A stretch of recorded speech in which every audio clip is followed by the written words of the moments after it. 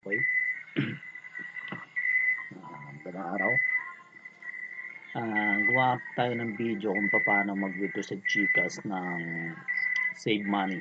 Bali, ni-screenshot ko lang para mabilis tayo. Para kung masyadong mahaba ang video natin. Kainit kasi pag masyadong mahaba. Okay. So, ito yung laman ng Gcash ko. 1,036.40. Okay. Tapos, open natin to. Show more. Okay. Tapos, sugba niyan yung save money. Okay, click natin. Tapos, ang laman niya, bali, parang bangko siya, 1,702.13. Okay. Tapos, pagkatapos nito, click nyo tong withdraw funds. Okay, withdraw funds. Tapos, sa withdraw, lalabas yung CIMB Bank. Tapos, kung magkano yung i-withdraw mo. Since tutorial lang to, mag-ano tayo ng 100. Mag-try tayo ng 100. Bali, 1,702.13. So, ayan.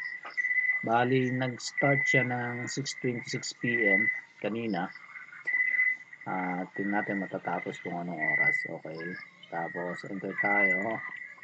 Enter tayo ng 100. Okay. Pagkatapos ng kung okay na yung price na yan, yung amount para withdrawin. So, click next. Okay. You're about to withdraw 100 from GSave account and will be credited to your Gcash. Okay. So, papasok siya sa Gcash account. Okay. Click confirm.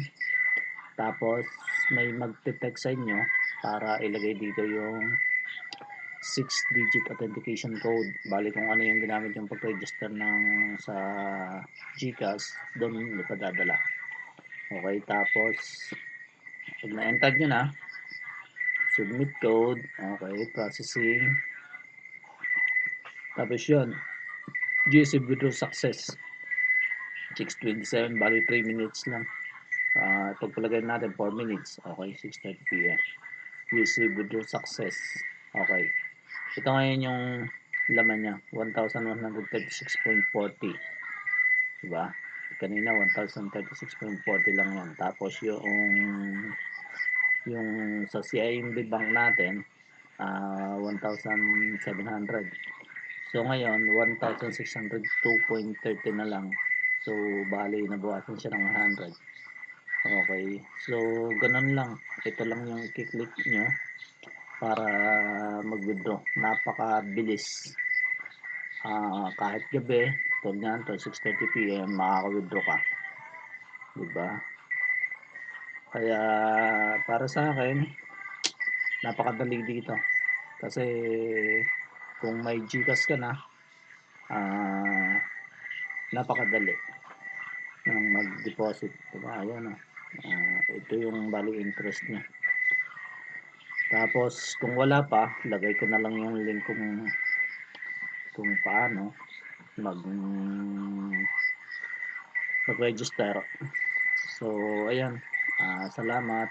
Sana may natutunan naman kayo. Tanong nyo lang kung halimbawa may tanong kayo. Comment nyo lang. Okay? Thank you.